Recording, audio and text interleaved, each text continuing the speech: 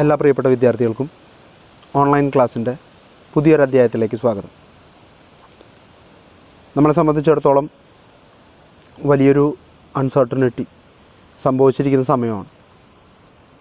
നമ്മുടെ പുസ്തകത്തിൽ ആവശ്യമായിട്ടുള്ള മാറ്റങ്ങൾ വരുത്തിക്കൊണ്ടും ഒപ്പം കുറച്ച് പോർഷൻസ് വെട്ടിച്ചുരുക്കിക്കൊണ്ടും ഒരു പുതിയ പുസ്തകം ഇൻട്രൊഡ്യൂസ് ചെയ്തിരിക്കുകയാണ്. ജേർണലിസ്റ്റിക് പ്രാക്ടീസസ് എന്ന പേരിൽ പുതിയൊരു പുസ്തകം യൂണിവേഴ്സിറ്റി പ്രിസ്ക്രൈബ് ചെയ്തിരിക്കുകയാണ്. പഴയ പുസ്തകത്തിൻ്റെ പ്രശ്നം എന്താണെന്ന് വെച്ച് കഴിഞ്ഞാൽ, പഴയ പുസ്തകത്തിൽ ഒരു മൊഡ്യൂളിനെ അങ്ങോട്ട് എടുത്തിട്ടു, ഈ പുസ്തകത്തിൽ ആ മൊഡ്യൂളിനെ ഇതിലേക്ക് തിരിച്ചു കൊണ്ടുവന്നു. രണ്ടാമത്തെ സെക്കൻഡ് സെഷൻ കറക്റ്റാണ്. Public relation, advertising basics, copy writing practices. ഇതിൽ പബ്ലിക് റിലേഷൻ കഴിഞ്ഞിട്ട് പഴയ ടെക്സ്റ്റിൽ നിങ്ങൾക്ക് 2 ചാപ്റ്റർ കൂടുതലുണ്ട്. ഒരു കോർപ്പറേറ്റ് കമ്മ്യൂണിക്കേഷൻ ഉണ്ട്. ആ ചാപ്റ്റർ ഇത്തിരി വലുതാണ്.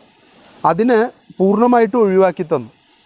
അതുകൊണ്ടുണ്ടായ ബെനിഫിറ്റ് എന്താണെന്ന് വെച്ചാൽ, കോർപ്പറേറ്റ് കമ്മ്യൂണിക്കേഷൻ പഠിക്കണ്ട, കോർപ്പറേറ്റ് ഐഡൻറ്റിറ്റി പഠിക്കണ്ട, കോർപ്പറേറ്റ് മാർക്കറ്റിംഗ് പഠിക്കണ്ട, ഇങ്ങനെ തുടങ്ങി ഒരുപാട് കാര്യങ്ങൾ അതിൽ കൂടെ ഒഴിവായിപ്പോയി. അഡ്വർടൈസ്മെൻറ്റിലും അതുപോലെ തന്നെ വലിയൊരു രീതിയിൽ പഠിക്കേണ്ടിയിരുന്ന കാര്യങ്ങളിൽ കുറച്ചൊക്കെ ഒഴിവാക്കി തന്നിട്ടുണ്ട്. അപ്പോൾ അതും നമുക്കൊരു എക്സ്ട്രാ ബെനിഫിറ്റാണ്. കുട്ടികൾക്ക് പഠിക്കാൻ ലൈറ്റാക്കി തന്നിരിക്കുകയാണ്. അതുപോലെ തുടക്കത്തിലുള്ള ഭാഗം ഒരു ന്യൂസ് പേപ്പറിനെ ബേസ് ചെയ്തിട്ടാണ് കൊടുത്തിരിക്കുന്നത്. Organisation structure of news paper. അപ്പോൾ ഇന്നിപ്പോൾ നമ്മളിപ്പോൾ ജസ്റ്റ് ഒന്ന് കണ്ടു കഴിഞ്ഞാൽ നമുക്ക് കാണാം കണ്ടൻറ്റ് ഓഫ് ന്യൂസ് പേപ്പർ. അത് നിങ്ങൾ പഠിക്കാത്ത പുതിയൊരു ടോപ്പിക്കായിരിക്കും. കാരണം എങ്ങനെയാണ് ന്യൂസ് റിപ്പോർട്ട് ചെയ്യേണ്ടത്, അതുപോലെ തന്നെ ന്യൂസ് റിപ്പോർട്ട് ചെയ്യുമ്പോൾ ശ്രദ്ധിക്കേണ്ട കാര്യങ്ങൾ എന്തൊക്കെ, എന്തിനെയാണ് ഒരു ന്യൂസായിട്ട് പരിഗണിക്കാൻ പറ്റുക. അതുപോലെ തന്നെ 2 സ്റ്റൈലുണ്ട്. ഒരു ഇൻവേർട്ടഡ് പിരമിഡ് സ്റ്റൈലും ഉണ്ട്, അവർ ഗ്ലാസ് സ്റ്റൈലും ഉണ്ട്. ഇതിലേത് സ്റ്റൈല്, അതെങ്ങനെയാണ് ഉപയോഗപ്പെടുത്തുക, അത് ഉപയോഗപ്പെടുത്തുന്നതുകൊണ്ടുള്ള മെച്ചം എന്താണ്, ഇങ്ങനെ തുടങ്ങിയിട്ടുള്ള കാര്യങ്ങളാണ് content of a news paper എന്നുള്ള ഭാഗത്തിൽ നിങ്ങൾക്ക് പഠിക്കേണ്ടതായിട്ട് വരുന്നു. നിങ്ങൾ ഹിസ്റ്ററി ഓഫ് മാസ് മീഡിയ എന്ന ഭാഗം നിങ്ങളുടെ ഫസ്റ്റ് സെമസ്റ്ററിൻ്റെ ഭാഗമായിട്ട് പഠിക്കുകയും ചെയ്തു. ഈ സെമസ്റ്ററിൽ അത് കാരണം ഓർഗനൈസേഷൻ സ്ട്രക്ചറിലേക്ക് നമുക്ക് പോവേണ്ടി വന്നു. ഇനിയുള്ളത് റിപ്പോർട്ടിംഗ് പ്രാക്ടീസസ് ആണ്. എങ്ങനെയാണ് റിപ്പോർട്ട് ചെയ്യേണ്ടത്. ബീറ്റ് റിപ്പോർട്ടിംഗ് ഉണ്ട്, സ്പോട്ട് റിപ്പോർട്ടിംഗ് ഉണ്ട്, സ്പെഷ്യാലിറ്റി റിപ്പോർട്ടിംഗ് ഉണ്ട്, സ്പോർട്സ് റിപ്പോർട്ടിംഗ് ഉണ്ട്. അപ്പോൾ ഓരോ തരം ടൈപ്പ്, അതെന്താണ് അതുകൊണ്ട് ഉദ്ദേശിക്കുന്നത് എന്നുള്ളതാണ് നിങ്ങളിനി മനസ്സിലാക്കാനായിട്ട് പോകുന്നത്. നല്ല എളുപ്പമുള്ള ടോപ്പിക് കേട്ടോ. എനിക്ക് തോന്നുന്നു നിങ്ങളുടെ ഫസ്റ്റ് സെമ്മിൽ വന്ന ജേർണലിസത്തേക്കാൾ എളുപ്പമുള്ള പേപ്പറാണ്. പഠിക്കാൻ സുഖമാണ്. കാര്യങ്ങൾ മനസ്സിലാക്കി പോയി കഴിഞ്ഞാൽ വളരെ ഈസിയായിട്ട് മാർക്ക് സ്കോർ ചെയ്യാൻ പറ്റുന്നൊരു പേപ്പർ കൂടിയാണ്. കാരണം ബുദ്ധിമുട്ടുള്ള കോർപ്പറേറ്റ് കമ്മ്യൂണിക്കേഷൻ അങ്ങനെ തന്നെ എടുത്തു കളഞ്ഞു. അപ്പോൾ നിങ്ങൾക്കറിയാവുന്ന പോലെ വൃശ്ചിക മാസം ആരംഭിക്കുന്ന സമയമാണ്. നല്ല കാറ്റുണ്ട്, കാണാമല്ലോ നിങ്ങൾക്ക്. ഞാൻ ഔട്ട്ഡോറാണ് എടുക്കുന്നത്. അപ്പോൾ കാറ്റിൻ്റെ പ്രശ്നം ഇതിൽ ഫീൽ ചെയ്യുകയാണെങ്കിൽ നമ്മൾ അടുത്തതിൽ അതിനെന്തെങ്കിലും ഒരു പോംവഴി കണ്ടെത്താനായിട്ട് ശ്രമിക്കും. എനിക്കറിയില്ല, ഈ വീഡിയോ എടുത്തു കഴിഞ്ഞതിന് ശേഷം ഞാൻ നോക്കും. അപ്പോൾ എങ്ങനെയുണ്ടെന്ന് നോക്കട്ടെ. നിങ്ങൾക്ക് എന്തെങ്കിലും ഡിഫിക്കൽട്ടീസ്, കാറ്റിൻ്റെ ബുദ്ധിമുട്ട് ഫീൽ ചെയ്യുകയാണെങ്കിൽ നിങ്ങൾക്ക് ഈ വീഡിയോ കണ്ടു കഴിയുമ്പോൾ എന്നെ അറിയിക്കുക. നമുക്കതിനുള്ള പരിഹാരങ്ങൾ കാണാം. ഞാൻ ബാക്ക്ഗ്രൗണ്ട് നന്നായിക്കോട്ടെ എന്ന് വിചാരിച്ചിട്ടും ഒപ്പം തന്നെ ഒരു പച്ചപ്പിരിക്കട്ടെ എന്ന് വിചാരിച്ചിട്ടുമാണ് ഈ ബാക്ക്ഗ്രൗണ്ടിൽ എടുക്കുന്നത്. അതാർക്കെങ്കിലും ബുദ്ധിമുട്ടുണ്ടാക്കുന്നുണ്ടെങ്കിൽ പറഞ്ഞാൽ മതി. ദെൻ ഈ മൊഡ്യൂളിൽ അല്ലെങ്കിൽ ഫസ്റ്റ് സെഗ്മെൻറ്റിലെ റിപ്പോർട്ടിംഗ് പ്രാക്ടീസസ് എന്ന് പറയുന്ന ചാപ്റ്ററോട് കൂടിയിട്ട് ആ ഫസ്റ്റ് സെഗ്മെൻറ്റ് അവസാനിക്കുകയാണ്. പിന്നെ നമ്മൾ പറഞ്ഞ പോലെ പബ്ലിക് റിലേഷനാണ്. പബ്ലിക് റിലേഷനിലെല്ലാം ഉണ്ട്. PR ഹിസ്റ്ററി ഉണ്ട്, PR ക്യാമ്പയിൻ ഉണ്ട്, PR ക്യാമ്പയിൻ നടത്തുന്ന ഏജൻസികളുണ്ട്. ഇതുമായിട്ട് റിലേറ്റ് ചെയ്തുകൊണ്ട് കോഡ് ഓഫ് എത്തിക്സ് ഉണ്ട്, അതിനെ നിയന്ത്രിക്കുന്ന സംഘടനകളുണ്ട്. അതിനുശേഷമാണ് അഡ്വർടൈസിങ്ങും, അതിനുശേഷമാണ് കോപ്പി റൈറ്റിങ്ങും. കോപ്പി റൈറ്റിംഗ് എന്ന് വെച്ച് കഴിഞ്ഞാൽ ഒരു അഡ്വർടൈസ്മെൻറ്റ് ചെയ്ത് പൂർത്തിയാക്കുമ്പോൾ ശ്രദ്ധിക്കേണ്ട കാര്യങ്ങൾ, അതിനെ ഫ്രെയിം ചെയ്യുന്ന ആളാണ് ഈ കോപ്പി റൈറ്റർ എന്ന് പറയുന്നത്. ഒരു ആഡിൽ എന്തൊക്കെ വേണം, എങ്ങനെ വേണം എന്ന് തീരുമാനിക്കുന്ന ആളാണ് നമ്മൾ ഈ പറയുന്ന കോപ്പി റൈറ്റർ എന്ന് പറയുന്ന ആൾ. അപ്പോൾ കോപ്പി റൈറ്റിംഗ് പ്രാക്ടീസസ് എന്ന് പറഞ്ഞാലും അഡ്വർടൈസിങ് മേക്കിംഗ് എന്ന് പറഞ്ഞാലും ഏകദേശം ഒരേ രീതിയിലുള്ള പ്രവർത്തനം തന്നെയാണ് രണ്ടുപേരും ചെയ്യുന്നത്. അപ്പോൾ ആദ്യത്തെ ചാപ്റ്ററിന് ഞാൻ ജസ്റ്റ് ഒന്ന് ഇൻട്രൊഡ്യൂസ് ചെയ്യാണ്. എന്തൊക്കെ കാര്യങ്ങളാണ് അതിൽ വരുന്നതെന്ന് നിങ്ങൾക്ക് കണ്ടൻറ്റിൽ നോക്കിയാൽ മനസ്സിലാവും. ആദ്യം പറയുന്നത് ഒരു ന്യൂസ് പേപ്പറിനെ സംബന്ധിച്ച് എത്ര ഡിപ്പാർട്ട്മെൻറ്റുകൾ ഉണ്ടായിരിക്കും എന്നുള്ളതാണ്. ആ ഡിപ്പാർട്ട്മെൻറ്റുകളുടെ ഇമ്പോർട്ടൻസ് ആണ് ആദ്യമേ പറയാനായിട്ട് പോകുന്നത്. 3 ഡിപ്പാർട്ട്മെൻറ്റായിട്ടാണ് ന്യൂസ് പേപ്പറിനെ തിരിച്ചിട്ടുള്ളത്. First one editorial department. Editorial department ഇല്ലാതെ ഒന്നും തന്നെ നടക്കില്ല. കാരണം അവരാണ് പത്രത്തിലേക്ക് വേണ്ട വാർത്തകൾ ഏതൊക്കെ കൊടുക്കണം, ഏതൊക്കെ എവിടെയൊക്കെ കൊടുക്കണം, എത്ര വലിപ്പം വേണം, എത്ര കുറയ്ക്കണം, എത്ര കൂട്ടണം, ഫോട്ടോ ആഡ് ചെയ്യണോ, ഫോട്ടോ വേണ്ടയോ, ഇങ്ങനെ തുടങ്ങി ഒരുപാട് കാര്യങ്ങൾ തീരുമാനിക്കാനുള്ളത് എഡിറ്റോറിയൽ ബോർഡിനാണ്. അവരാണ് ന്യൂസ് പേപ്പറിൻ്റെ കണ്ടൻറ്റ് സംബന്ധമായിട്ടുള്ള എല്ലാ കാര്യങ്ങളും കൈകാര്യം ചെയ്യുന്നത്. അവരുടെ ഉത്തരവാദിത്വമാണത്. എന്ത് വരണം വരണ്ട എന്ന് തീരുമാനിക്കേണ്ടതും, എങ്ങനെ വരണം, എപ്പോൾ വരണം, ഏത് പേജിൽ വരണം, കളറിൽ വരണോ, ബ്ലാക്ക് ആൻഡ് വൈറ്റിൽ വരണോ, എല്ലാം. all matters related to the news content of the newspaper. It's a huge responsibility of editorial department. എന്തുകൊണ്ടാണ് ഹ്യൂജ് എന്ന് ഞാൻ പറയാൻ കാരണം, പത്രം വിൽക്കപ്പെടണമെങ്കിൽ, പത്രം ആളുകൾ വാങ്ങിക്കണമെങ്കിൽ അതിൻ്റെ എഡിറ്റോറിയൽ കണ്ടൻറ്റ് നന്നായിരിക്കണം. അതിനകത്ത് തിരഞ്ഞെടുത്തിട്ടുള്ള വിഷയങ്ങൾ ആനുകാലിക പ്രസക്തിയുള്ള വിഷയങ്ങളായിരിക്കണം. അതിന് സാധിക്കുന്നില്ലെങ്കിൽ, അതിനുതകുന്ന തരത്തിലുള്ളതല്ല നമ്മൾ ചൂസ് ചെയ്യുന്ന വിഷയമെങ്കിൽ അവിടെ പേപ്പർ ഫ്ലോപ്പാണ്. ആ പേപ്പർ മേടിച്ച് ആരെങ്കിലും വായിക്കൂ? നല്ല വാർത്തയില്ലാത്തൊരു പേപ്പർ എന്തിനാണ് വായിക്കുന്നത് നമ്മൾ? അപ്പോൾ അതൊരു വലിയ വിഷയമാണ്. ആ വിഷയമാണ് നമ്മളിവിടെ ചർച്ച ചെയ്യാനായിട്ട് പോകുന്നത്. അപ്പോൾ എഡിറ്റോറിയൽ ഡിപ്പാർട്ട്മെൻറ്റ് കഴിഞ്ഞാൽ പിന്നെയുള്ളത് മെക്കാനിക്കൽ ഡിപ്പാർട്ട്മെൻറ്റാണ്. നിങ്ങൾക്കറിയാം, എല്ലാം മെഷീൻ റിലേറ്റഡ് ആയിട്ടുള്ള പ്രവർത്തനങ്ങളാണ് ഒരു ന്യൂസ് പേപ്പർ ഓഫീസിൽ നടക്കുന്നത്. ഇപ്പോൾ പത്രം പ്രിൻ്റ് ചെയ്യുന്നത് മുതൽ പത്രം എണ്ണി തിട്ടപ്പെടുത്തി കെട്ടുകളാക്കി തിരിക്കുന്നത് വരെ മെഷീൻസാണ് ചെയ്യുന്നത്. കാരണം നമ്പർ കൊടുത്തിരിക്കുകയാണ്. 200 പീസ് ആകുമ്പോൾ അതൊരു സെറ്റായിട്ട് മാറി വരണം. അതിലേക്ക് വേണ്ട ടാഗ് ചെയ്തിട്ട് അതിനെ കെട്ടുന്നത് മെഷീൻ തന്നെയാണ് ഇപ്പോൾ ചെയ്യുന്നത്. അപ്പോൾ ഇത്രയും വരെ മെഷീൻ ചെയ്ത് അവസാനിപ്പിച്ച് അങ്ങോട്ട് വരും. അപ്പോൾ ഇതുമായിട്ട് റിലേറ്റ് ചെയ്തിട്ടുള്ള എല്ലാ മെഷീൻസിൻ്റെയും പ്രവർത്തനങ്ങൾ കൃത്യമായി നടക്കുന്നുണ്ടോ, ആവശ്യമായിട്ടുള്ള മെയിൻ്റനൻസ് എന്തൊക്കെയെന്ന് തീരുമാനിക്കാനായിട്ട് ഒരു വിങ് അവിടെ ഉണ്ടായിരിക്കും. അവരാണ് മെഷീൻ റിലേറ്റഡ് ആയിട്ടുള്ള, അല്ലെങ്കിൽ ഇപ്പോൾ മനുഷ്യൻ്റെ പ്രവർത്തനം വേണ്ടിടത്തൊക്കെ ഈ മെക്കാനിക്കൽ ഡിപ്പാർട്ട്മെൻറ്റിൻ്റെ കൃത്യമായിട്ടുള്ള ഇടപെടലുണ്ടെങ്കിൽ മാത്രമേ അത് നടപ്പിലാക്കാനായിട്ട് പറ്റുള്ളൂ. പിന്നെയുള്ളത് മൂന്നാമത്തെ ഒരു സെഗ്മെൻറ്റ് ബിസിനസ് ഡിപ്പാർട്ട്മെൻറ്റാണ്. നമുക്കറിയാം, പത്രപ്രവർത്തനം എന്ന് പറയുന്നത് ഇന്നൊരു സർവീസല്ല. It's a business and it is purely based on focusing on profit making. അതുകൊണ്ട് തന്നെ ആ പ്രോഫിറ്റ് മേക്കിങ്ങിന് സഹായിക്കുന്ന തരത്തിൽ വേണ്ട പ്രവർത്തനങ്ങളൊക്കെ ചെയ്യാനാണ് ബിസിനസ് ഡിപ്പാർട്ട്മെൻറ്റ്. അവരാണ് അഡ്വർടൈസ്മെൻറ്റ് പിടിക്കുന്നത്, അവരാണ് ഏതൊക്കെ ആഡുകൾക്ക് എത്രയൊക്കെ പൈസ ചാർജ് ചെയ്യണം തീരുമാനിക്കുന്നത്, അവരാണ് ഏതൊക്കെ രീതിയിൽ പത്രം സെയിൽ ചെയ്യണമെന്ന് തീരുമാനിക്കുന്നത്, എവിടെയൊക്കെ പത്രത്തിൻ്റെ പരസ്യം വരണമെന്ന് തീരുമാനിക്കുന്നത്. മറ്റുള്ളവർ കൊടുക്കുന്ന പരസ്യമല്ല. നിങ്ങൾ കണ്ടിട്ടുണ്ടാവുമല്ലോ, മനോരമയ്ക്ക് മനോരമയുടേതായിട്ടുള്ള പരസ്യം ഉണ്ടാവും. മലയാള മനോരമ പ്രചാരത്തിൽ ഒന്നാമത്. ഇത് അവർക്ക് പറയുന്നത് അവരുടെ അഡ്വർടൈസ്മെൻ്റ് ആണ്. അത് അവരുടെ പത്രത്തിൽ കൊടുക്കും. ഒരുപക്ഷെ മാതൃഭൂമി, ദേശാഭിമാനി പോലെയുള്ള പത്രങ്ങളിൽ അവർക്ക് ആ പരസ്യം കൊടുക്കാൻ പറ്റില്ലായിരിക്കും. കാരണം അവർ മേടിക്കില്ല. വേറൊരു പത്രത്തിൻ്റെ പരസ്യം വരിക എന്ന് പറഞ്ഞാൽ ഒരിക്കലും പ്രാക്ടിക്കലി പോസിബിൾ അല്ല. അപ്പോൾ അവരെന്ത് ചെയ്യും? മറ്റു മാധ്യമങ്ങൾ ഉപയോഗിക്കും. ടി വിയിലൂടെയൊക്കെ മാക്സിമം കൊടുക്കും, FM ചാനലുകളിലൂടെ കൊടുക്കും. റേഡിയോ സ്റ്റേഷനുകളുടെ പ്രവർത്തനം ഇന്നിപ്പോൾ വളരെ കാര്യക്ഷമമായിട്ട് നടക്കുന്നൊരു കാലഘട്ടമാണ്. അപ്പോൾ അതിലേക്കൊക്കെ കൊടുത്തിട്ട് അവരുടെ വാർത്ത, അവരുടെ പരസ്യം അവർ മാക്സിമം ആളുകളിലേക്ക് എത്തിക്കാനായിട്ട് ശ്രമിക്കും. അപ്പോൾ അങ്ങനത്തെ കാര്യങ്ങളൊക്കെ ഡീൽ ചെയ്യുന്നത് ബിസിനസ് ഡിപ്പാർട്ട്മെൻറ്റാണ്. പിന്നെയുള്ളത് എഡിറ്റോറിയൽ ഡിപ്പാർട്ട്മെൻറ്റിൻ്റെ ഒരു ഹയറാർക്കിക്കൽ ഓർഡറാണ് നിങ്ങൾക്ക് പഠിക്കാനുള്ളത്. ആദ്യം chief editor, news editor, sub editor, അതുപോലെ തന്നെ സബ് എഡിറ്റർ കഴിഞ്ഞ് കഴിഞ്ഞാൽ ബ്യൂറോ ചീഫ് ഉണ്ട്. സബ് എഡിറ്ററിൻ്റെ താഴെയല്ല കേട്ടോ, ബ്യൂറോ ചീഫ് എന്ന് പറയുന്ന വേറൊരാളുണ്ട്. അതുപോലെ തന്നെ റിപ്പോർട്ടർമാരുണ്ട്, ചീഫ് റിപ്പോർട്ടറുണ്ട്, റിപ്പോർട്ടറുണ്ട്, സ്ട്രിങ്ങേഴ്സ് ഉണ്ട്. സ്ട്രിങ്ങർ എന്നുള്ള വാക്ക് നിങ്ങൾ കേട്ടിട്ടില്ലേ? റൺ ബേബി റൺ എന്ന സിനിമയിൽ മോഹൻലാലിൻ്റെ character Venu. Reuters stringer panel member Venu. Stringer എന്താണെന്ന് നമുക്ക് പഠിക്കാനുണ്ട്. അത് കഴിഞ്ഞാൽ മറ്റൊരു വാക്ക് നിങ്ങൾ കേട്ടിട്ടുള്ളതായിരിക്കും, ഫ്രീലാൻസ് ജേർണലിസ്റ്റുകൾ. ഫ്രീലാൻസ് ആയിട്ട് വർക്ക് ചെയ്യുക. Then photo journalist. ജേർണലിസത്തിൽ ജേർണലിസ്റ്റ് എന്ന് പറഞ്ഞാൽ മാധ്യമപ്രവർത്തകനായി. പക്ഷേ ചിലപ്പോഴൊക്കെ നിങ്ങൾ കണ്ടിട്ടുണ്ടായിരിക്കും ഫോട്ടോസിനായിരിക്കും കൂടുതൽ ഇമ്പോർട്ടൻസ്. ഇപ്പോൾ ഒരു താരം സെഞ്ച്വറി അടിക്കുന്നു.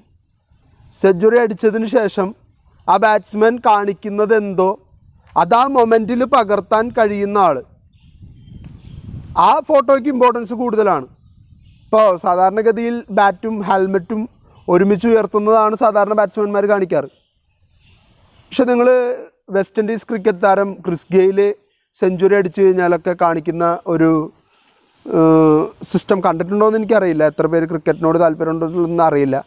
പക്ഷെ ശ്രദ്ധിച്ചാൽ കാണാം, അദ്ദേഹത്തിൻ്റെ ബാറ്റ് 2 കൈയും നിവർത്തി പിടിച്ചിട്ട് ബാറ്റ് കയ്യിലിട്ടിട്ട് ഇങ്ങനെ ആട്ടുകയാണ് ചെയ്യുക. ഈ കുട്ടികളെ താരാട്ട് പാടില്ലേ, അതുപോലെയാണ് ചെയ്യുക. അദ്ദേഹത്തിൻ്റെ ഒരു മാനറിസമാണ്. രവീന്ദ്ര ജഡേജ എന്ന് പറഞ്ഞിട്ട് ഒരു ഇന്ത്യൻ ബാറ്റ്സ്മാൻ ഓൾറൗണ്ടർ ഉണ്ട്. ജഡേജ അത്യാവശ്യം ഫോമായി അല്ലെങ്കിൽ ഒരു 50 ഒക്കെ അടിച്ചു കഴിഞ്ഞാൽ ജഡേജ ചെയ്യുന്നത് മറ്റൊരു രീതിയിലാണ്. ഹാഫ് സെഞ്ച്വറി ആയിക്കഴിഞ്ഞാൽ സാധാരണ ബാറ്റ്സ്മാൻമാർ ബാറ്റിങ്ങിനെ കാണികൾക്ക് നേരെ ഉയർത്തി കാണിക്കുകയാണ് ചെയ്യുക. ജഡേജ അതിങ്ങനെ വാള് ചുഴറ്റണമാതിരി ഇങ്ങനെ ചുഴറ്റി കാണിക്കും. അദ്ദേഹത്തിൻ്റെ ഒരു മാനറിസം, ഒരു പ്രത്യേക രീതിയിലാണ് അദ്ദേഹത്തിൻ്റെ ഹാഫ് സെഞ്ച്വറിയൊക്കെ എൻജോയ് ചെയ്യുന്നു. അത്രയേ ഉള്ളൂ അതിനകത്ത്. അതിന് നിങ്ങൾ വളരെ ഒരു ഇത് കൊടുക്കേണ്ട കാര്യമില്ല. ഞാൻ പറയുന്നത് ആ മൊമെൻറ്റ് പകർത്താനായിട്ട് നമുക്ക് പറ്റണം. നമ്മളാ കളിയിൽ 50 നേടിയ ജഡേജ അദ്ദേഹത്തിൻ്റെ ബാറ്റ് വാള് ചുഴറ്റുന്നത് പോലെ ചുഴറ്റി കാണിച്ചു എന്നെഴുതുന്നതിനേക്കാൾ അദ്ദേഹം വാള് ചുഴറ്റുന്ന പോലെ ഇങ്ങനെ കാണിക്കുന്ന നേരത്തെ ഒരു ഫോട്ടോ എടുത്താൽ ആ ഫോട്ടോയ്ക്ക് എപ്പോഴും പൊതുവെ ഫോട്ടോ ജേർണലിസ്റ്റിനെ കുറിച്ച് പറയുമ്പോൾ പറയുന്നൊരു വാചകമാണ്, a photo can speaks more than 1000 words എന്നാണ്. 1000 വാക്കുകളേക്കാൾ കൂടുതൽ സംസാരിക്കാൻ കഴിയുന്നതായിരിക്കും ഒരു ഫോട്ടോ. കാരണം ആ ഫോട്ടോയെ ഞാൻ കാണുന്ന രീതിയിലായിരിക്കണം എന്നില്ല നിങ്ങൾ കാണുന്നത്. എനിക്ക് തോന്നുന്ന കാര്യങ്ങൾ മാത്രമേ നിങ്ങൾക്ക് ആ ഫോട്ടോ കണ്ടിട്ട് തോന്നാൻ പാടുള്ളൂ എന്ന് എനിക്ക് വാശി പിടിക്കാൻ പറ്റില്ല. കാരണം എന്താ, ഞാനും നിങ്ങളും കാണുന്നത് ഒരേ ഫോട്ടോയാണ്. പക്ഷേ നമുക്ക് 2 രീതിയിൽ അതിനെ വിലയിരുത്താം എന്നുള്ളത് നമ്മളുടെ സ്വാതന്ത്ര്യമാണ്. അപ്പോൾ ഇത്രയാണ് നമ്മളുടെ 1ാമത്തെ ചാപ്റ്റർ എന്ന് പറയുന്നത്. ടെക്സ്റ്റ് ഇങ്ങനെ ഒരു അനിശ്ചിതത്വത്തിനിടയിൽ മാറ്റം വന്നപ്പോൾ അതിനെക്കുറിച്ചൊരു 2 വാക്ക് സംസാരിക്കാതെ മുന്നോട്ട് പോകാൻ കഴിയില്ല എന്നുള്ളത് കൊണ്ടാണ് ഇത്രയും പറഞ്ഞത്. ഇനി നമുക്ക് നേരെ ഫസ്റ്റ് ചാപ്റ്ററിലേക്ക് കിടക്കാം. Organisation structure of news paper. Journalism is A public service and therefore it is accountable to the community as a whole. Media freedom means not only the freedom from unnecessary restraints but also freedom for advancing certain basic and desirable concepts enshrined in the value system of the community. Journalism എന്ന് പറയുന്നത് വളരെ മഹത്തരമായിട്ടുള്ള ഒരു സാമൂഹിക സേവനമാണ്. നമ്മളെപ്പോഴും സാമൂഹിക പ്രവർത്തകൻ എന്ന് പറയുമ്പോൾ രാഷ്ട്രീയക്കാരെയാണ് മനസ്സിൽ വരിക. പക്ഷേ രാജ്യത്തോട് ഏറ്റവും കൂടുതൽ അല്ലെങ്കിൽ പബ്ലിക്കിനോട് ഏറ്റവും വലിയ സാമൂഹിക സേവനം ചെയ്യുന്നത് ജേർണലിസ്റ്റുകളാണ്. പക്ഷെ അതിനകത്തൊരു ചെറിയൊരു കണ്ടീഷനും കൂടി പറയാനുണ്ട്. ആ കണ്ടീഷൻ ഇതാണ്, ജേർണലിസ്റ്റ് അദ്ദേഹത്തിൻ്റെ പണി കൃത്യമായിട്ട് എടുത്താൽ അയാളാണ് ഏറ്റവും വലിയ പബ്ലിക് സർവീസ്മാൻ. ഏതൊരു രാഷ്ട്രീയ പ്രവർത്തകൻ ചെയ്യണേക്കാളും വലിയ സർവീസായിരിക്കും. പക്ഷെ ഇന്നതൊക്കെ ഇല്ല ശരിക്കും. എങ്കിലും കമ്മ്യൂണിറ്റിയുടെ ചില നല്ല വാല്യൂസിനെ ഉയർത്തി കാണിക്കാൻ കഴിയുന്ന വിഭാഗമാണ് നമ്മളീ പറയുന്ന ന്യൂസ് പേപ്പറിലെ ജേർണലിസ്റ്റുകൾ എന്ന് പറയുന്ന വിഭാഗം. One of Mahatma Gandhi's objective of newspaper is to arouse among the people certain desirable sentiments. ഇത് ഗാന്ധിജി മുൻപ് അദ്ദേഹത്തിൻ്റെ, നമ്മൾ ഗാന്ധി ആസ് എ ജേർണലിസ്റ്റ് പഠിച്ചിട്ടുണ്ടല്ലോ, ആ സമയത്ത് നമ്മൾ പറഞ്ഞിട്ടുള്ള വാചകമാണ്. ഗാന്ധിജിയുടെ ഏറ്റവും വലിയ 3 ലക്ഷ്യങ്ങളായിരുന്നു പത്രത്തെ സംബന്ധിച്ച് അദ്ദേഹം മനസ്സിൽ കണ്ടിരുന്നത്. അതിൽ ഏറ്റവും പ്രധാനപ്പെട്ടത് ഒരു സർട്ടൺ ഡിസയർ ആളുകളുടെ ഉള്ളിൽ ഉണ്ടാക്കിയെടുക്കണം. ഫ്രീഡം ആണെങ്കിൽ ഫ്രീഡം, അല്ലെങ്കിൽ എന്താണോ സമൂഹത്തിന് നേടിയെടുക്കേണ്ടത് അത് നേടിയെടുക്കണം എന്നുള്ള ആഗ്രഹം സമൂഹത്തിൻ്റെ ഉള്ളിൽ മൊത്തം ക്രിയേറ്റ് ചെയ്തെടുക്കുക. The media is an important vehicle of communication, a vital instrument in certain of public opinion, as well as indispensable pillar for the survival of any democratic system. ആളുകളുടെ ഇടയിൽ ഒരു പബ്ലിക് ഒപ്പീനിയൻ, ഇപ്പോൾ നമ്മളുടെ സർക്കാരിൻ്റെ ഭരണം മോശമായി കഴിഞ്ഞാൽ അത് മൊത്തം ജനങ്ങളിൽ ആ വികാരം ഉണ്ടാക്കിയെടുക്കണമെങ്കിൽ മീഡിയ വിചാരിക്കണം. മീഡിയ കൃത്യമായിട്ടുള്ള രീതിയിൽ റിപ്പോർട്ട് ചെയ്താൽ ജനങ്ങൾക്ക് ആശയം മനസ്സിലാവും. സർക്കാരിൻ്റെ ഭരണത്തിലെ അഴിമതിയുണ്ട്, ഇങ്ങനെയൊക്കെയാണ് കാര്യങ്ങൾ നടക്കുന്നത്, ഇതിനൊരു മാറ്റം കൊണ്ടുവരണം. ഇങ്ങനെയുള്ള താല്പര്യങ്ങൾ ജനങ്ങളിൽ ഉണ്ടാക്കിയെടുക്കുക, അതൊരു പബ്ലിക് ഒപ്പീനിയനാക്കി മാറ്റുക, സമൂഹത്തിൻ്റെ തീരുമാനം, ആവശ്യം എന്നുള്ള രീതിയിലേക്ക് അതിനെ കൊണ്ടുവരാനായിട്ട് പറ്റിക്കഴിഞ്ഞാൽ അതാണ് മീഡിയയുടെ ഏറ്റവും വലിയ ഉത്തരവാദിത്വം. രണ്ടാമത്തെ കാര്യം, ഒരു രാജ്യത്ത് ജനാധിപത്യം നിലനിൽക്കണമെങ്കിൽ അവിടെ സ്വതന്ത്രവും സാമൂഹികപരമായിട്ട് ഇടപെടാൻ കഴിവുള്ള മാധ്യമങ്ങളും ഉണ്ടെങ്കിൽ മാത്രമേ ഒരു സമൂഹത്തിൽ നല്ല രീതിയിൽ ഡെമോക്രസി നിലനിർത്തി കൊണ്ടുപോകാനായിട്ട് പറ്റുള്ളൂ. ഇന്ത്യയെ സംബന്ധിച്ചിടത്തോളം നമ്മൾ പറയുന്നത് ഏറ്റവും വലിയ ഡെമോക്രാറ്റിക് കൺട്രി എന്നുള്ള രീതിയിലാണ്. കാരണം ജനസംഖ്യയിൽ, കാരണം ലോകത്ത് ഏറ്റവും കൂടുതൽ ജനസംഖ്യയുള്ള ചൈനയുടെ ഏറ്റവും വലിയ പ്രശ്നം എന്താ? ചൈന കമ്മ്യൂണിസ്റ്റ് രാജ്യമാണ്, അവിടെ ജനാധിപത്യമില്ല. പാർട്ടി സെക്രട്ടറി ആരോ അദ്ദേഹമാണ് സ്റ്റേറ്റിൻ്റെ ഹെഡ്. പിന്നെ 2ാം സ്ഥാനത്ത് ജനസംഖ്യയിലുള്ളത് ഇന്ത്യയാണ്. നമ്മളാണെങ്കിൽ ഒരു ഡെമോക്രാറ്റിക് കൺട്രിയാണ്. അതുകൊണ്ടാണ് ഞാൻ പറഞ്ഞത് ലോകത്തിലെ ഏറ്റവും ജനസംഖ്യയുള്ള ജനാധിപത്യ രാജ്യമാണ് ഇന്ത്യ എന്ന് പറയുന്നത്. അപ്പോൾ അതിൻ്റേതായിട്ടുള്ളൊരു പെക്യൂലിയാരിറ്റി നമുക്കുണ്ട് എന്നുള്ളത് നിങ്ങൾ മനസ്സിലാക്കിയിരിക്കുക. Journalist are entrusted with the task of news gathering and news dissemination. ജേർണലിസ്റ്റിൻ്റെ ഏറ്റവും പ്രധാനപ്പെട്ട പണി എന്ന് പറയുന്നത് വാർത്തകൾ കണ്ടെത്തുക, അതിനെ ജനങ്ങളിലേക്ക് ഡിസ്ട്രിബ്യൂട്ട് ചെയ്യുക. These tasks are carried out under great pressure and sometimes at risk to their lives. ഭയങ്കര റിസ്കി ജോലിയാണ് ജേർണലിസ്റ്റ് ആവുക എന്ന് പറഞ്ഞു കഴിഞ്ഞാൽ. കാരണം 2 രീതിയിലാണ് ജേർണലിസം റിസ്ക് ഫാക്ടർ കൈകാര്യം ചെയ്യുന്നത്. ഒന്നാമത്തെ കാര്യം, ജേർണലിസ്റ്റിനെ സംബന്ധിച്ചിടത്തോളം ഏതൊരു ജേർണലിസ്റ്റും അല്പം അന്വേഷണാത്മകത കാണിക്കും. അന്വേഷണാത്മകത എന്ന് വെച്ചാൽ എന്താ? സത്യം കണ്ടെത്താനുള്ള ആഗ്രഹം. ഈ സത്യം കണ്ടെത്താൻ ശ്രമിച്ചാൽ ചിലപ്പോൾ ആ സത്യത്തിനെ മറച്ചു പിടിച്ചിരുന്ന ആൾക്കാർ നമ്മളെ ഇല്ലാതാക്കാനുള്ള സാഹചര്യമുണ്ട്. ഇപ്പോൾ ഒരു കൊലപാതകം ഒരാൾ നടത്തി, അതൊരു ജേർണലിസ്റ്റ് കണ്ടെത്താൻ ശ്രമിച്ചു. ആരാണ് കൊല ചെയ്തത്, എന്താണ് കൊല ചെയ്തത്, എങ്ങനെയാണ് കൊല ചെയ്തത്, എല്ലാം ആ ജേർണലിസ്റ്റ് കണ്ടെത്തി. ആളത് കണ്ടെത്തിയെന്നറിഞ്ഞാൽ ഈ കൊല ചെയ്ത ആൾ വെറുതെ ഇരിക്കുമോ? നിർബന്ധമായിട്ട് അയാൾ ഇടപെടും. ഈ ഇടപെടലാണ് നമ്മളിപ്പോൾ പറഞ്ഞ റിസ്ക് ഫാക്ടർ എന്ന് പറയുന്നത്. ആ ജേർണലിസ്റ്റ് അയാളുടെ ജീവൻ പോലും പണയം വെച്ചിട്ട് ആ സത്യം വിളിച്ചു പറയാൻ, അല്ലെങ്കിൽ എന്താണോ അയാൾ കണ്ടെത്തിയത് ആ കണ്ടെത്തിയത് സമൂഹത്തിന് മുൻപിൽ അവതരിപ്പിക്കാൻ ധൈര്യം കാണിച്ചാൽ അതാണ് യഥാർത്ഥ പത്രപ്രവർത്തനം, അതാണ് യഥാർത്ഥ മാധ്യമധർമ്മം. അത് ഇന്നത്തെ പല ജേർണലിസ്റ്റുകൾക്കും അറിയാതെ പോവുകയാണ്. തങ്ങൾ എന്താണ് ചെയ്യേണ്ടത് എന്നുള്ള കൃത്യമായിട്ടുള്ള ബോധ്യമില്ലാത്തതിൻ്റെ പ്രശ്നമാണ്. അല്ലെങ്കിൽ പണത്തിന് വേണ്ടി മാത്രം, പ്രശസ്തിക്ക് വേണ്ടി മാത്രം പണിയെടുക്കുമ്പോൾ സംഭവിക്കുന്ന പാകപ്പിഴയാണത്. തിരുത്തപ്പെടേണ്ടതാണ്. പക്ഷേ എന്തുകൊണ്ടോ നമ്മുടെ സമൂഹത്തിൽ അത് തിരുത്തപ്പെടുന്നില്ല. ജീവൻ പണയം വെച്ച് റിപ്പോർട്ട് ചെയ്യുന്ന റിപ്പോർട്ടേഴ്സൊക്കെ വളരെ കുറഞ്ഞു വരുന്ന ഒരു കാലഘട്ടമാണ്. They are also subjected to one of the highest occupational hazards. ജോലി സംബന്ധമായിട്ട് ഒരുപാട് ബുദ്ധിമുട്ടുകൾ വേറെ ഉണ്ടാവും. മാനേജ്മെൻറ്റിൻ്റെ പ്രഷർ, ചീഫ് എഡിറ്ററുടെ പ്രഷർ, അത് കഴിഞ്ഞാൽ പാർട്ടിക്കാർ, കമ്പനികൾ, ചില മൾട്ടിനാഷണൽ കമ്പനികളാണ് ചില പത്രങ്ങളെ ഭരിക്കുന്നത്. ഞാൻ എൻ്റെ സ്വതന്ത്രമായിട്ടുള്ള ഇഷ്ടത്തിൻ്റെ പേരിൽ ഒരു വാർത്ത എഴുതാൻ തീരുമാനിച്ചാൽ മാനേജ്മെൻറ്റ് എന്നോട് പറയും നടക്കില്ല, ഇനി അത് പബ്ലിഷ് ചെയ്തേ പറ്റുമെന്നുണ്ടെങ്കിൽ ദേ ഇവിടെ നിന്ന് ഇറങ്ങിക്കോ. കാരണം ഇത് ആ കമ്പനിക്ക് എതിരായിട്ടുള്ള വാർത്തയാണ്. ആ കമ്പനിയാണ് നമ്മളെ താങ്ങി നിർത്തുന്നത്, നമ്മുടെ മെൻറ്റേഴ്സാണ്, നമുക്ക് ഏറ്റവും കൂടുതൽ അഡ്വർടൈസ്മെൻറ്റ് തരുന്നവരാണ്. അവരെ വെറുപ്പിച്ചിട്ട് ഒരു പരിപാടിയും ഇതിൽ എയർ ചെയ്യാനായിട്ട് നമ്മൾ ഉദ്ദേശിക്കുന്നില്ല. ഇങ്ങനെ പറഞ്ഞ ജേർണലിസ്റ്റ് എന്ത് ചെയ്യും? അവനവൻ്റെ ജോലി നഷ്ടപ്പെടുത്തേണ്ടി വരും. ആത്മാഭിമാനമുള്ളവനാണ്, ധാർമ്മികതയുള്ളവനാണെങ്കിൽ അവൻ പറയും, ഞാൻ കണ്ടെത്തി ഈ സത്യം വിളിച്ചു പറയാൻ എൻ്റെ പത്രത്തിന് നട്ടല്ലില്ലെങ്കിൽ ഈ പത്രത്തിൽ തുടരാൻ എനിക്ക് താല്പര്യമില്ല എന്ന് പറഞ്ഞാൽ അവ ഇറങ്ങേണ്ടി വരും. ആർക്ക് പോയി? ആ പത്രപ്രവർത്തകൻ്റെ വീട്ടുകാർക്ക് പോയിന്നേ.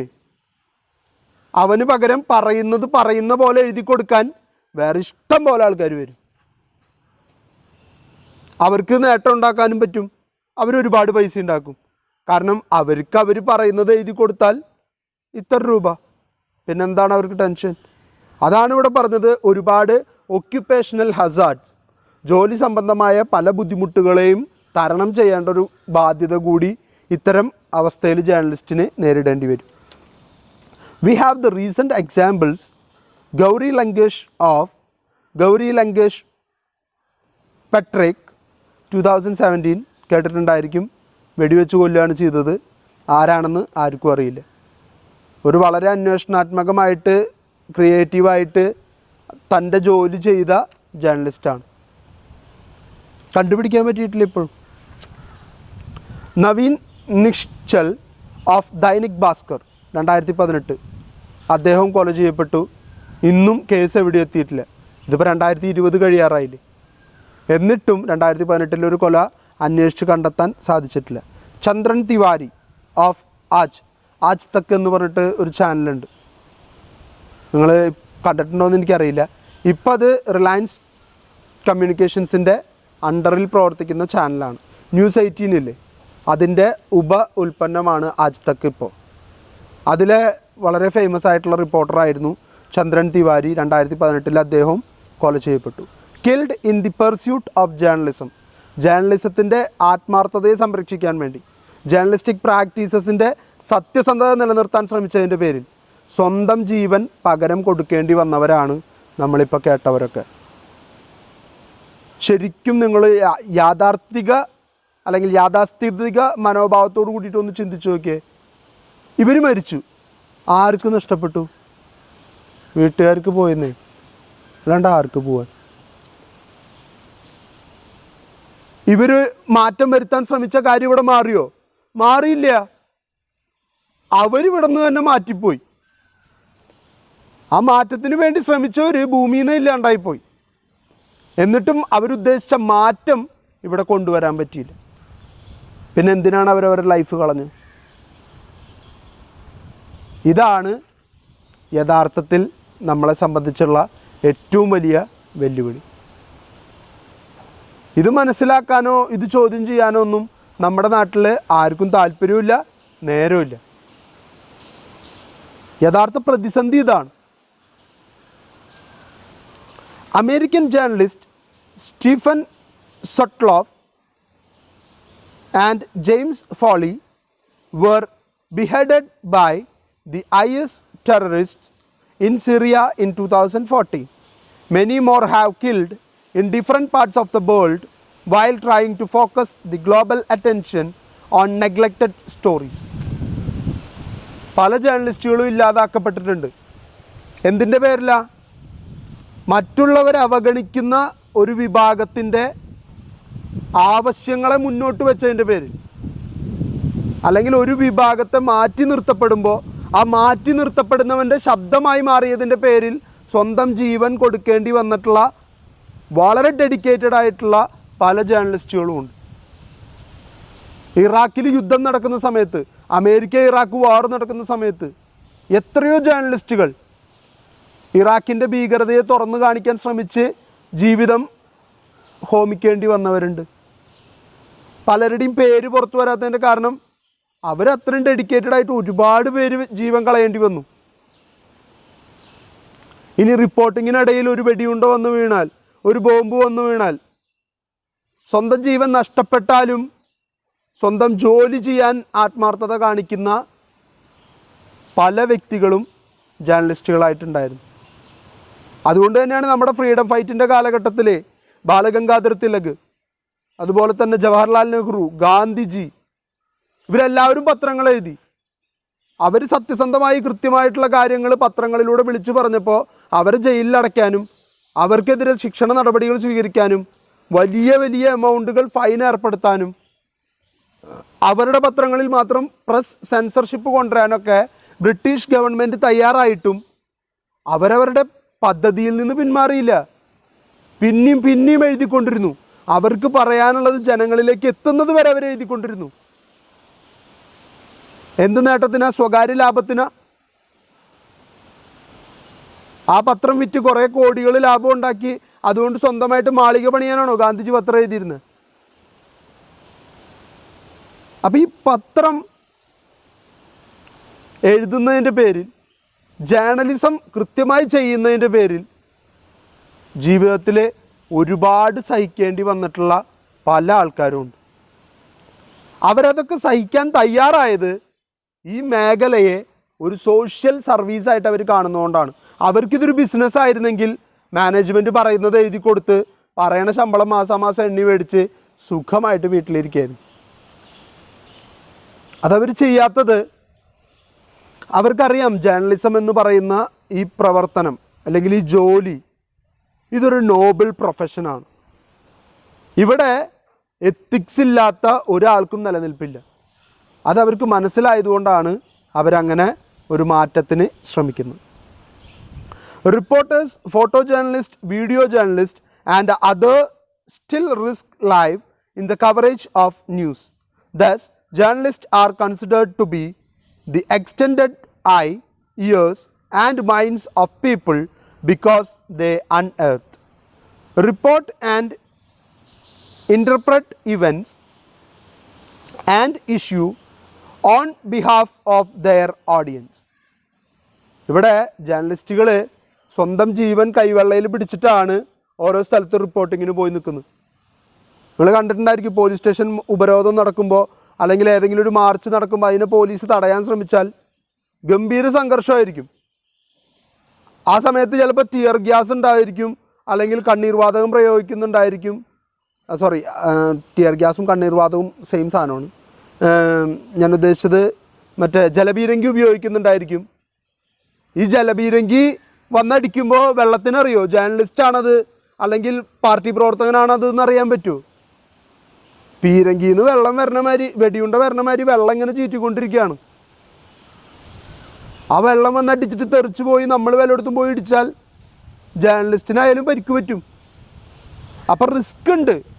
എന്നിട്ടും അവരത് ചെയ്യുന്നതിൻ്റെ കാരണം ജേർണലിസ്റ്റുകളെ ജനങ്ങൾ ഈ നാടിൻ്റെ ശബ്ദമായിട്ട്, ഈ നാടിൻ്റെ കണ്ണുകളായിട്ട്, ഈ നാടിൻ്റെ ചെവിയായിട്ടാണ് കണക്കാക്കുന്നത്. ഏറ്റവും വലിയ കാര്യം, ഈ നാടിൻ്റെ ഹൃദയം ജേർണലിസ്റ്റുകളാണ്. എന്തുകൊണ്ടാണെന്നറിയോ?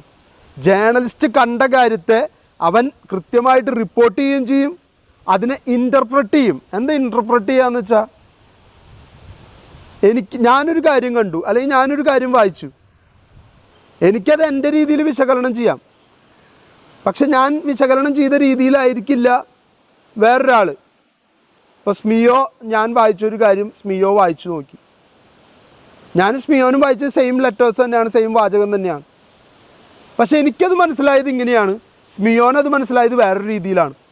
സംഭവിക്കാവുന്ന കാര്യമല്ലേ? സംഭവിക്കാവുന്ന കാര്യമാണ്.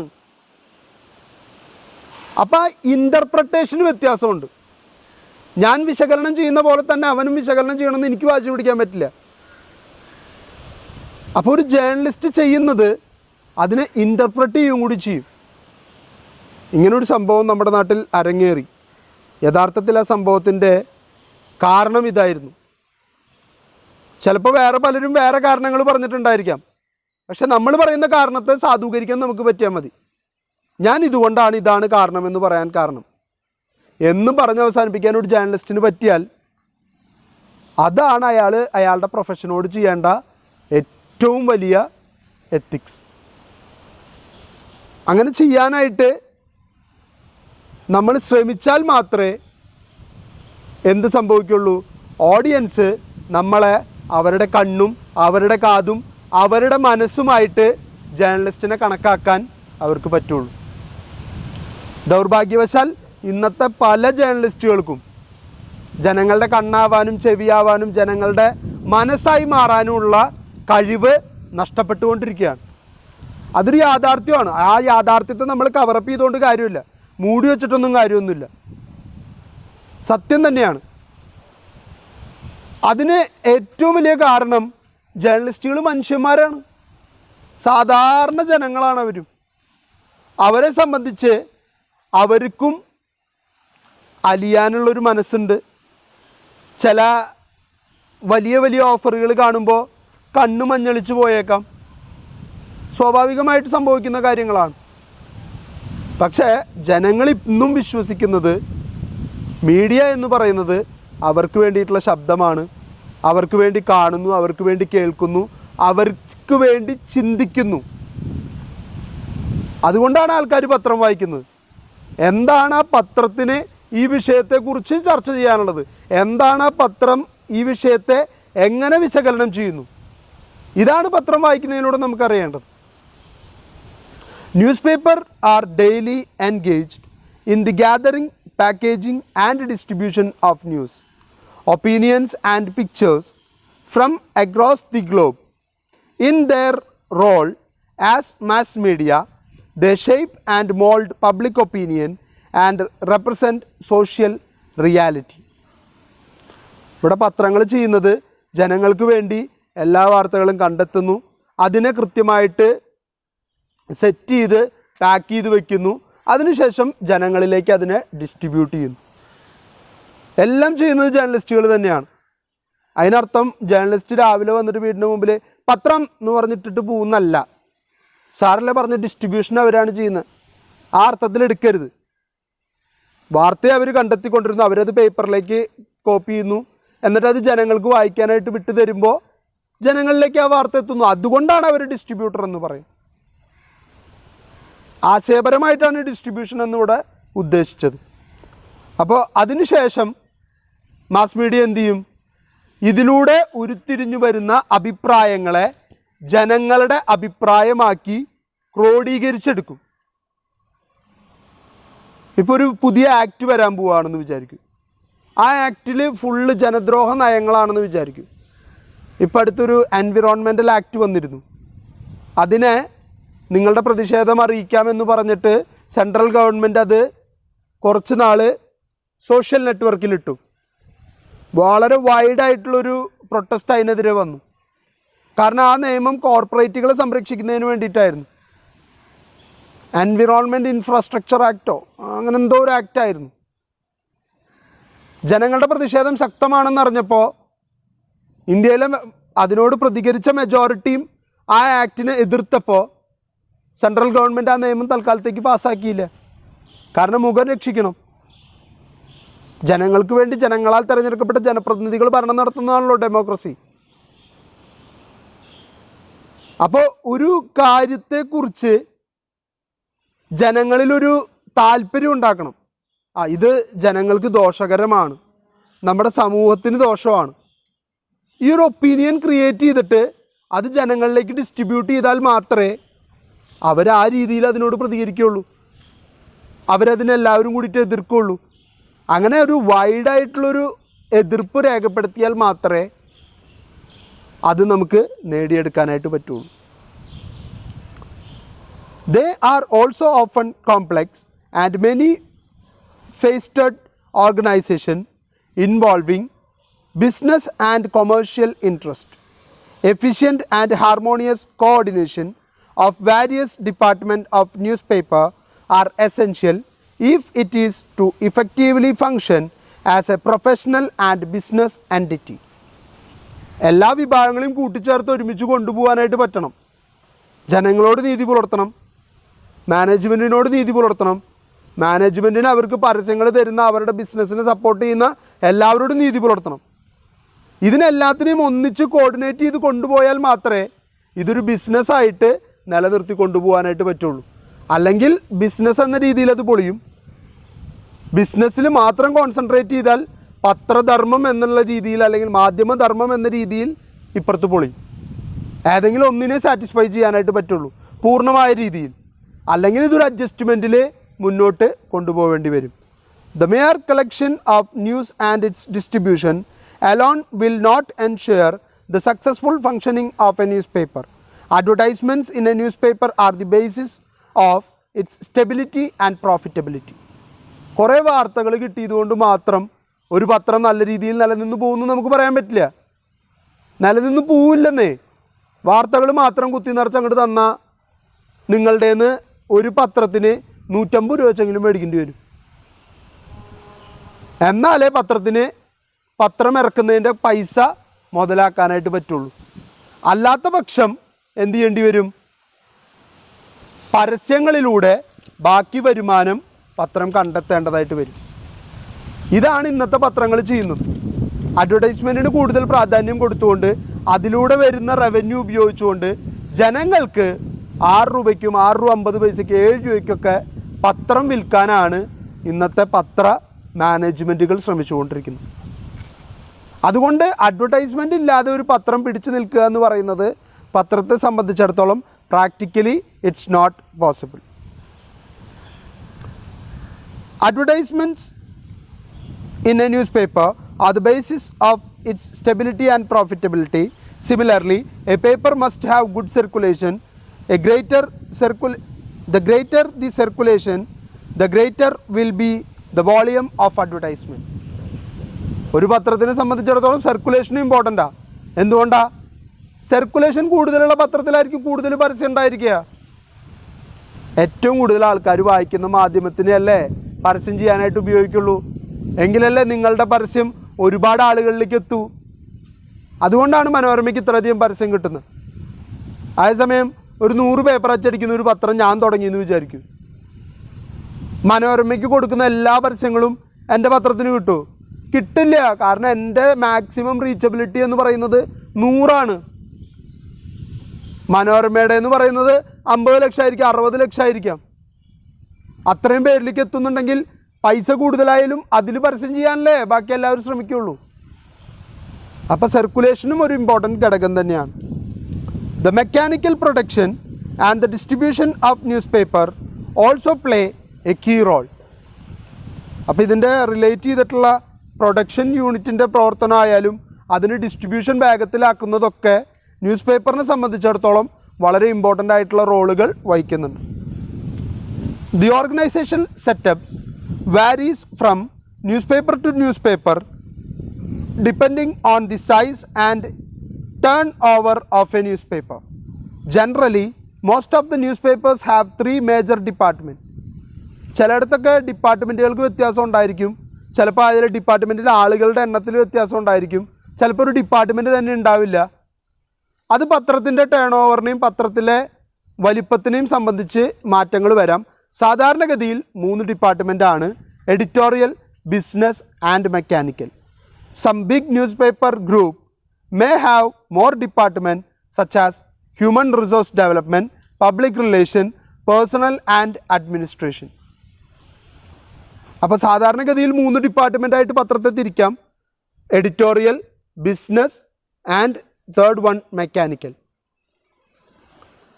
വലിയ മനോരമ പോലെയൊക്കെയുള്ള കോർപ്പറേറ്റ് കമ്പനികളൊക്കെ ആണെങ്കിൽ ചിലപ്പോൾ അവർക്ക് 4-5 ഡിപ്പാർട്ട്മെൻറ്റുകളുണ്ടാവും. PR ഡിപ്പാർട്ട്മെൻറ്റ് ഉണ്ടായിരിക്കും, HR ഡിപ്പാർട്ട്മെൻറ്റ് ഉണ്ടായിരിക്കും. അപ്പോൾ അത് പത്രത്തിൻ്റെ സ്റ്റാൻഡേർഡിനനുസരിച്ച് മാറ്റം വരാം. Editorial, business and mechanical sections are the core department of a newspaper. നിർബന്ധമായിട്ടും ഉണ്ടായിരിക്കേണ്ട 3 ഡിപ്പാർട്ട്മെൻറ്റുകളാണ്. Let us discuss the most important characteristics of the core department. നമുക്കിനി ഓരോ ഡിപ്പാർട്ട്മെൻറ്റിൻ്റെയും ഇമ്പോർട്ടൻസ് എന്താണ്, അവരുടെ പ്രവർത്തനങ്ങൾ എന്താണ്, എവിടെയാണ് അവർക്ക് സ്വാധീനം കൂടുതലുള്ളത് എന്നുള്ള കാര്യങ്ങളെ കുറിച്ചിട്ടാണ് നമുക്കിനി ചർച്ച ചെയ്യാനുള്ളത്. അത് നമ്മൾ നെക്സ്റ്റ് ക്ലാസ്സിലാണ് ചർച്ച ചെയ്യുന്നത്. അപ്പോൾ അടുത്ത ക്ലാസ്സിൻ്റെ ടോപ്പിക് എന്ന് പറയുന്നത് editorial department, mechanical department and the last one business department. ഇന്നത്തെ നമ്മളുടെ ആദ്യത്തെ ക്ലാസ്സിൽ നമ്മളുടെ പുതിയ ടെക്സ്റ്റിൽ വന്നിട്ടുള്ള കണ്ടൻറ്റുകളെയാണ് പരിചയപ്പെട്ടത്. കണ്ടൻറ്റിൽ ഒന്നാമത്തെ ചാപ്റ്ററിൽ വരുന്ന 2 വിഭാഗമായിട്ട് തിരിച്ചു. ആദ്യത്തേതിൽ പത്രത്തിൻ്റെ സ്ട്രക്ചറും അതിൻ്റെ എഡിറ്റോറിയൽ, അതുപോലെ തന്നെ അതിൻ്റെ റിപ്പോർട്ടിംഗ്, അതിലുള്ള മെമ്പേഴ്സ് ആരൊക്കെ എങ്ങനെയൊക്കെ പ്രവർത്തിച്ചിട്ടാണ് ഇത്രയും വർക്കുകൾ നടക്കുന്നത് എന്നുള്ളതൊക്കെയാണ് കാണുന്നത്. ആദ്യത്തെ മൊഡ്യൂൾ കഴിഞ്ഞാൽ രണ്ടാമത്തെ ഒരു സെഗ്മെൻ്റ് എന്ന് പറയുന്നത് പബ്ലിക് റിലേഷനാണ്, ദെൻ അഡ്വർടൈസിംഗ് ആണ്, ദെൻ കോപ്പി റൈറ്റിംഗ് പ്രാക്ടീസസ് ആണ് അതിനകത്ത് മെയിനായിട്ട് വരുന്നത്. അതിൽ പി ആർ ക്യാമ്പയിൻ, അതുപോലെ തന്നെ അതുമായിട്ട് റിലേറ്റ് ചെയ്തിട്ടുള്ള സംഘടനകൾ, ഇതൊക്കെയാണ് വരാൻ പോകുന്നതെന്ന് നമ്മൾ ഓൾറെഡി പറഞ്ഞു നിർത്തി. ഇനി നമ്മളിപ്പോൾ എടുക്കാൻ പോകുന്ന chapter organisation structure of a news paper ആണ്. എങ്ങനെയാണ് ഒരു ന്യൂസ് പേപ്പറിൻ്റെ സ്ട്രക്ചർ എന്ന് പറയുന്നത്, ആ ഒരു ഓർഗനൈസേഷനിൽ ഏതൊക്കെ ഡിപ്പാർട്ട്മെൻ്റ് ഉണ്ട്, ആരൊക്കെയാണ് അതിൻ്റെ ഭാഗങ്ങളാവുന്നത്, അവരുടെയൊക്കെ ഡ്യൂട്ടീസ് എന്താണ്, ഇതൊക്കെയാണ് നമ്മൾ കാണാനായിട്ട് പോകുന്നതെന്നാണ് നമ്മളിപ്പോൾ പറഞ്ഞു നിർത്തിയത്. അതിൽ നമ്മളിപ്പോൾ എടുത്ത ടോപ്പിക്കിൽ നമ്മൾ മെയിനായിട്ട് പറഞ്ഞത് എങ്ങനെയാണ് ഒരു പത്രപ്രവർത്തനം നടക്കേണ്ടത്, ഇപ്പോൾ എങ്ങനെയാണ് നടന്നുകൊണ്ടിരിക്കുന്നത്, അതിന് സഹായിക്കുന്ന 3 ഡിപ്പാർട്ട്മെൻറ്റുകൾ ഏതൊക്കെ, എന്തുകൊണ്ടാണ് ചില കാര്യങ്ങളിൽ വിട്ടുവീഴ്ചയ്ക്ക് ജേർണലിസ്റ്റുകൾ തയ്യാറാവേണ്ടി വരുന്നത്, ഇങ്ങനെ തുടങ്ങിയിട്ടുള്ള ആനുകാലിക സംബന്ധമായിട്ടുള്ള വിവരങ്ങളാണ് നമ്മൾ ഇപ്പോഴത്തെ ക്ലാസ്സിൽ ഷെയർ ചെയ്തിട്ടുള്ളത്. അപ്പോൾ ഈ കാര്യങ്ങളൊന്നും മനസ്സിലാക്കി വയ്ക്കുക. 3 ഡിപ്പാർട്ട്മെൻറ്റുകൾ മറക്കാതിരിക്കുക: എഡിറ്റോറിയൽ, മെക്കാനിക്കൽ, ബിസിനസ്. ഇനി ഇവിടെ നിന്ന് അങ്ങോട്ട് ഇതിൻ്റെ തുടർച്ചയാണ്. അപ്പോൾ ഈ ഒരു ബേസ് നിങ്ങൾക്ക് ഉണ്ടായിരിക്കുക, എങ്കിൽ മാത്രമേ തുടർച്ചയിലേക്ക് പോകുന്നത് കൊണ്ട് നമുക്ക് എന്തെങ്കിലും തരത്തിലുള്ള ഒരു ഉപകാരം, കാരണം നമ്മൾ ചെയ്യുന്ന കാര്യം ഫലപ്രാപ്തിയിൽ എത്തിക്കാൻ പറ്റണ്ടേ. അപ്പോൾ അത് സംഭവിക്കണമെങ്കിൽ നിങ്ങൾ ഇതിൻ്റെ ഒപ്പം മനസ്സിലാക്കി പോയാൽ മാത്രമേ അത് നടക്കുകയുള്ളൂ. അപ്പോൾ എല്ലാവർക്കും നല്ല ദിവസം ഉണ്ടാവട്ടെ എന്ന് ആശംസിക്കുന്നു. Thank you.